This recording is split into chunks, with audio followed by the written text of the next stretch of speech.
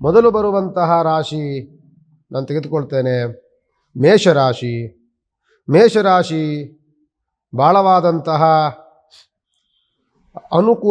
ಅನುಕೂಲತೆಯನ್ನು ಕಂಡಂತಹ ಮೇಷರಾಶಿ, ಉತ್ತಮವಾದಂತಹ ವರ್ಷವನ್ನು ಕಂಡಂತಹ ಮೇಷರಾಶಿ, 11ನೆಯ ಭಾಗ್ಯಸ್ಥಾನದಲ್ಲಿ ಶನಿ ಇದ್ದಂಥದ್ದು, ಉತ್ತಮವಾದಂತಹ ಲಾಭ ಗಳಿಕೆಯನ್ನು ನೋಡಿದಂಥದ್ದು, ಎಲ್ಲ ಸಂಕಷ್ಟಗಳನ್ನು ಸಹ ಯಾವುದು ಸಂಕಷ್ಟಗಳು ಇಲ್ಲದ ಹಾಗೆ ವ್ಯವಹಾರವನ್ನು ಮಾಡಿದಂತಹ ಮೇಷರಾಶಿ. ಈ ವರ್ಷ ಆದಾಯ ಬಹಳ ಕಡಿಮೆ ಆಗುತ್ತೆ. ನಿಮಗೆ 2 ಪಟ್ಟು ನೀವು ಆದಾಯವನ್ನು ಮಾಡ್ತೀರಿ, 14 ಪಟ್ಟು ನೀವು ವ್ಯಯವನ್ನು ಮಾಡ್ತೀರಿ. ಎಲ್ಲಿಂದ ಎಲ್ಲಿಗೆ ನಾವು ಸಮತೋಲನವನ್ನು ಮಾಡಲಿಕ್ಕಾಗೋದಿಲ್ಲ, ಆಲೋಚನೆಯೂ ಸಹ ಮಾಡಲಿಕ್ಕಾಗೋದಿಲ್ಲ. ಆ ರೀತಿಯಾದಂತಹ ವೆಚ್ಚಗಳು ನಿಮಗೆ ಕಾಡುತ್ತೆ.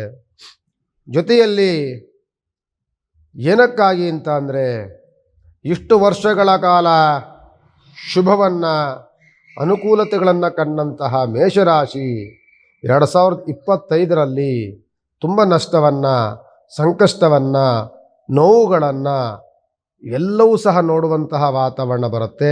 ಎಚ್ಚರಿಕೆಯನ್ನು ವಹಿಸಬೇಕಾಗ್ತದೆ. 7.5 ಶನಿ ಕಾಟ ಆರಂಭವಾಗುತ್ತೆ. ಏಪ್ರಿಲ್ 1 ಆರಂಭವಾಗುತ್ತೆ. ಯುಗಾದಿ ಹಬ್ಬದ ಮಾರನೇ ಬೆಳಗ್ಗೆಯಿಂದಲೇ ನಮಗೆ 7.5 ಸಂಕಷ್ಟಗಳು ಆರಂಭವಾಗುತ್ತೆ. 7.5 ಬಂತು ಅಂದರೆ ಕೋಪದ ವಾತಾವರಣ ಹೆಚ್ಚಾಗುತ್ತೆ.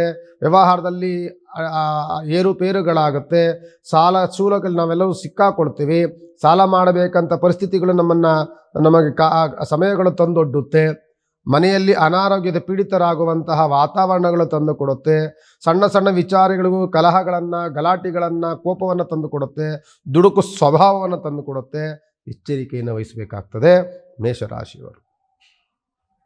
ಈ 7.5 ಆ 7.5 ಬಂದಾಗ ನಾವು ಯಾಕೆ ಇರಬೇಕು ಅನ್ನುವಂಥದ್ದು ನಿಮಗೆ ಒಂದು ಕಿವಿ ಮಾತನ್ನು ಹೇಳ್ತೇನೆ. ಈ 7.5 ಅನ್ನುವಂಥದ್ದು ಬಂದಾಗ ನಾವು ಹೆಚ್ಚಿನದಾಗಿ ಕಷ್ಟಗಳು ಬರುತ್ತೆ, ನೋವುಗಳು ಬರುತ್ತೆ, ವ್ಯವಹಾರದಲ್ಲಿ ತೊಂದರೆ ತಾಪತ್ರಗಳು ಬರುತ್ತೆ. ಮಿತ್ರನೂ ಶತ್ರುನಾಗ್ತಾನೆ. ಯಾರು ನಂಬಬೇಕು ಯಾರು ನಂಬಾರ್ದು ಅನ್ನುವಂಥ ವಾತಾವರಣಗಳು ಸೃಷ್ಟಿಗಳಾಗುತ್ತೆ. ಎಲ್ಲೋದ್ರೂ ಅವಮಾನಗಳು, ಎಲ್ಲೋದ್ರೂ ನಷ್ಟಗಳು, ಸಮಸ್ಯೆಗಳು ಅನ್ನುವಂಥದ್ದು ಬೆನ್ನತ್ತಿ ಬರುತ್ತೆ. ಆದರೆ ನಾವು ಮಾಡಬೇಕಾಗಿರೋದು ಒಂದೇ ಒಂದು ಕೆಲಸವನ್ನು ಮಾಡಬೇಕಾಗ್ತದೆ. ಏನು ಕೆಲಸವನ್ನು ಮಾಡಬೇಕು ಅಂದರೆ, ಈ 7.5 ಶನಿ ಬಂದಾಗ, ಶನಿ ಅಂತ ನಾವೇನು ಹೇಳ್ತೀವಿ, ಇವನು ದಂಡನಾಯಕ ಅಂತ ಹೇಳ್ತಿರ್ತೀವಿ, ಕಲಿಪುರುಷ ಅಂತ ಹೇಳ್ತಿರ್ತೀವಿ, ಇವನು ನ್ಯಾಯಾಧಿಪತಿ ಅಂತ ಹೇಳ್ತಿರ್ತೀವಿ. ಈ ಶನಿಗ್ರಹ ಬಂದಾಗ ಮನುಷ್ಯನ ಅಹಂಕಾರವನ್ನು, ಮನುಷ್ಯನ ದುರ ಆಲೋಚನೆಗಳನ್ನು, ಅವನಲ್ಲಿರುವಂತಹ ನ್ಯೂನ್ಯತೆಯನ್ನು, ಅವನಲ್ಲೆಲ್ಲವನ್ನು ತೊಳೆದು ಅವನ ಶುಭ್ರವಾದಂಥ ಒಂದು ಬಟ್ಟೆ ನಾವು ತೊಳೆದಾಗ ಹೆಂಗ ಬರುತ್ತೆ ಆ ರೀತಿಯಾದಂಥ ಅವನ ಜೀವನವನ್ನು ಬದಲಾವಣೆ ಮಾಡಿ ತಂದುಕೊಡ್ತಾನೆ. ಅದಕ್ಕೋಸ್ಕರವಾಗಿ ಶನಿ ಬರ್ತಾರೆ.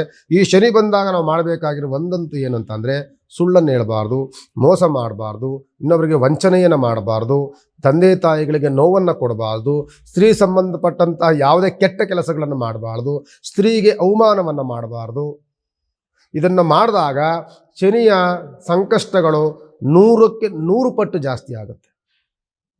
ಸುಳ್ಳು ಹೇಳೋದು, ಮೋಸ ಮಾಡೋದು, ಕಳ್ತನ ಮಾಡೋದು, ಕೊಲೆ ಮಾಡೋದು, ಜೊತೆಯಲ್ಲಿ ನಿಮಗೆ ಸ್ತ್ರೀಗೆ ಅವಮಾನವನ್ನು ಮಾಡುವಂಥದ್ದು, ಸ್ತ್ರೀ ಸಂಬಂಧಪಟ್ಟಂತಹ ವ್ಯವಹಾರಗಳನ್ನು, ಕೆಟ್ಟ ಕೆಟ್ಟ ವ್ಯವಹಾರಗಳನ್ನು ಯಾರು ಮಾಡ್ತಿರ್ತಾರೋ ಈ ಶನಿಯ ಕಾಟ ಅದಕ್ಕೆ ದುಪ್ಪಟ್ಟಾಗುತ್ತೆ. ಇದ್ರ ಬಗ್ಗೆ ಯಾರು ತುಂಬ ಒಲವನ್ನು ಇಟ್ಕೊಂಡು ಯಾರು ಗೌರವದಿಂದ ನಡ್ಕೊಳ್ತಾರೋ ಅವರಿಗೆ ಶನಿಯ ದೋಷ 100 ಪಟ್ಟು ಕಡಿಮೆ ಆಗುತ್ತೆ. ನಾವು ಮಾಡಬೇಕಾಗಿರುವಂಥದ್ದು, ಯಾವುದೇ ಕಾರಣಕ್ಕೂ ಸುಳ್ಳನ್ನು ಹೇಳಬಾರ್ದು, ಯಾವುದೇ ಕಾರಣಕ್ಕೂ ಮೋಸ ಮಾಡಬಾರ್ದು, ಯಾವುದೇ ಕಾರಣಕ್ಕೂ ಇನ್ನೊಬ್ಬರನ್ನ ಅವಮಾನ ಮಾಡಬಾರ್ದು. ಸ್ತ್ರೀ ಸಂಬಂಧಪಟ್ಟಂತಹ ವ್ಯವಹಾರದಲ್ಲಿ ತುಂಬ ಗೌರವವಾಗಿ ನಾವು ನಡ್ಕೊಳ್ಬೇಕು. ಅವಮಾನವನ್ನು ಮಾಡಬಾರ್ದು, ತಿರಸ್ಕರಿಸಬಾರ್ದು. ನಮ್ಮ ಕೈಲಾದಂತಹ ಸಣ್ಣದಾದರೆ ಸಹಾಯವನ್ನು ಮಾಡಬೇಕು.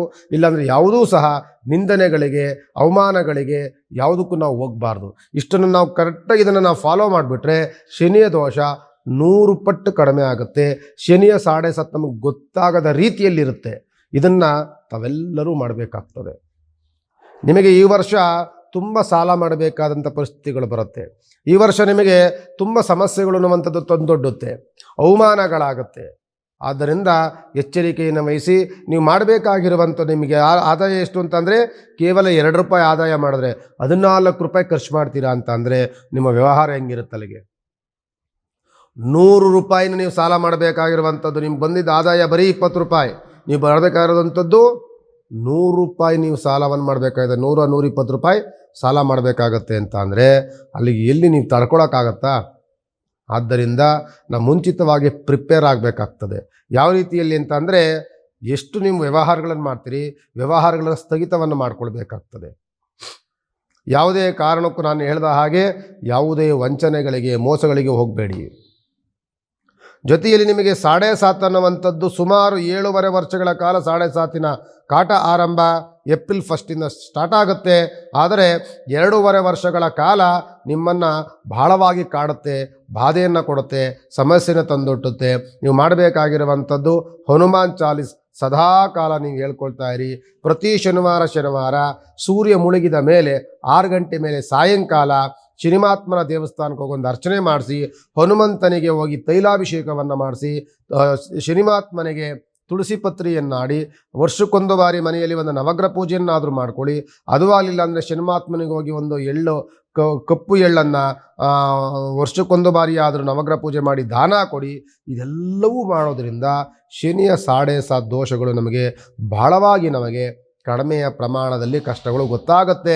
ಇದನ್ನು ಬಟ್ಟು ನಾವು ಬೇರೆ ಬೇರೆ ಉಡಾಫೆಗಳನ್ನು, ಸಮಸ್ಯೆಗಳನ್ನು ನಾವೇನಾದ್ರು ಮಾಡ್ಕೊಳಕ್ಕೆ ಹೋದರೆ ಅದು ದುಪ್ಪಟ್ಟಾಗಿ ನಮ್ಮನ್ನು ಕಾಡುತ್ತೆ, ತೊಂದರೆ ಕೊಡುತ್ತೆ, ಹಿಂಸೆ ಕೊಡುತ್ತೆ. ಜೀವನವೇ ಬೇಡ ಅನ್ನುವಂಥ ಪರಿಸ್ಥಿತಿ ತಂದೊಡ್ಡುತ್ತೆ. ಎಚ್ಚರಿಕೆಯನ್ನಿ ಮೇಷರಾಶಿಯವರು ಬಹಳ ಎಚ್ಚರಿಕೆಯನ್ನು ವಹಿಸಬೇಕಾಗ್ತದೆ ಅಂತ ಈ ವರ್ಷದಲ್ಲಿ ನಾನು ಹೇಳುತ್ತೆ.